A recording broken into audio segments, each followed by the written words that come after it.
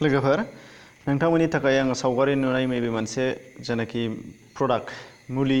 रेनेटास नभा नोंथांमोना नुनो मोनदों बे रेनेटास नभानि सोमोन्दैनो बाहाय आङो भिडिअ बानायनो आखायाव लानाय जादों सिगाङाव अदेबानि बेनि सोमोन्दै मोनसे भिडिअ खालामखांबाय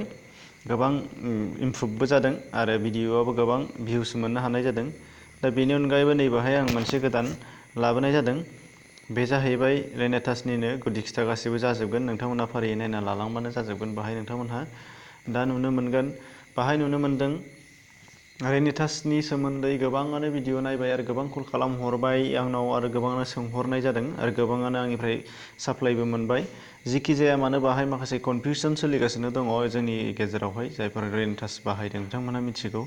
बेनि सिगां आङो नैबे गासैखौबो डिटेल्सखौ खिन्थाना होग्रोनो आखायाव लानाय जादों अदेबानि सिगांनि भिडिअआवबो खालामखांखानाय जाबाय दा बाहाय रेनेटासआ एक्सुवेलि मा खामानि मावो बेनि सोमोन्दै नोंथांमोना नुनो मोनगोन मा बेरामाव हामगोन बेखौ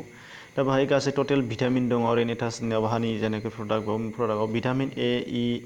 बेनिफ्राय दङ नै नोंथांमोना नुनो मोनदों मेगनेसियाम अम Q3 ओमफ्राय नुनो मोनदों प्रटिन दङ आयरन दङ फलिक एसिड केलसियाम ओमफ्राय डाइटारि फाइबार भिटामिन सि गासिबो टटेल दंजोबो आरो फ्राय बेहाय नोंथांमोना नुनो मोनदों रेनेटास नभा बेनिफ्राय नुनो मोनदों बाहाय माखासे बेनिफिट्सखौ नुनो मोनदों इमप्रुभ जायो मायाव डाइजेसनाव जोंना इमप्रुभ जागोन मेन्टेल एवारनेस जोंनि खर'आव जायनाखि बायदिसिना प्रब्लेम जायो साननो हानाय हायै बेफोरबो जागोन होनदों ओमफ्राय इउरिनारि ट्रेक्ट्स जोंनि हासुनायनि प्रब्लेम जानायाबो बाव खारगोन इमप्रुभ अरेल हाइजेनिक बेबो जागोन हाइजेनिकनि प्रब्लेम जोंना जागोन प्रिभेन्ट किडनि स्टननि थाखायबो इमप्रुभ स्किन हेल्थ किडनि स्टनाबो जागोन होनदों ओमफ्राय गल ब्लाडारनिखौ बाहाय मख'नाय जायाखै स्टना बेखौ नोंथांमोना जायियानो मोजां आरो हामिबो जोंनो बेखौ मोनथिबाय खायफा ट्राइ खालामनाय सासे मानसि ओमफ्राय किडनिनि स्टन गल ब्लाडारनि स्टन बेयाव थिग जायाखै जेखि जाया नैबे किडनि स्टननिया इमप्रुभ जागोन आरो ओमफ्राय बेनिफ्राय दङ स्किन हेल्थ बिगुरनि थाखायथ' बिराद मोजांखा एलार्जिबाबो खारगोन बायदिसिनाया बेनिफ्राय फाइट हार्ट डाइजेस्ट बिखानि प्रब्लेम बेयावबो खारगोन इमप्रुभ आइ हेल्थ मेगननि थाखायबो मोजां जागोन ओमफ्राय प्रिभेन्ट हाइपार टेनसनाबो जागोन बुस्ट एनार्जि गोहो मोनगोन बेनिफ्राय दङ लवार कलेस्ट्रल फाइट डिप्रेसन गोसो बायनायाबो खारगोन फाइट एलार्जि जानाय मानलुनाय बायदिसिना गैनि बेनिफ्राय प्रिभेन्ट्स डायेबेटिस सुगार हाइ सुगार जानाय बेनिफ्राय हेल्प्स टु लुज वाइट वजनाबो बारा जादोंबा बेखौ मिडियाम खालामना होनाय जाहैगोन बेनिफ्राय दङ मेजर कल्ड एन्ड HU रुल बेबो दङ नै साइनास बे गन्थंफोरनि आरोखि बिराद गगा मोनग्राया बे साइनास गोनाङाबो बेनिफ्राय दङ लवार ब्लाड सुगार गाहायनि थै खम सुगार खमाबो जागोन निउट्रेल नेचारेल डिउरेलिक ओमफ्राय दङ नेचारेल लेक्साभलिफ बेयाव गासैबो गोबां बुरजा दङ आरोखि एलार्जिसखौथ' खिथाखांखाबाय ओरै प्रटेक्ट एगेन्स्ट HIUP दङ बेनो रेडिएसन दङ हाइ एन्ड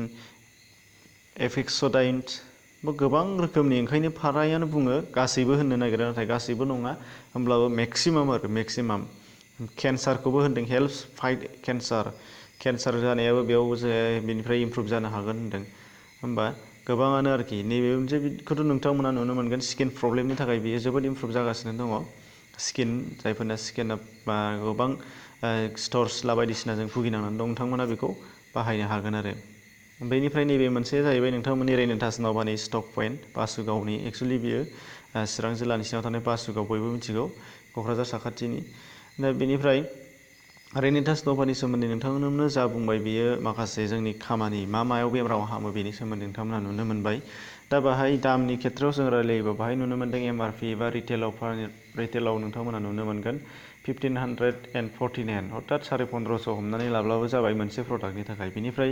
जायफोर बिथांमोना जइन जायो बिथांमोननिया जइन जानायनि सायाव खम मोनगोन खमाव थांगोन आरोखि दा बेखौ उनावहाय नोंथांमोना सोरबाया मिथिनो गोसो जादोंबा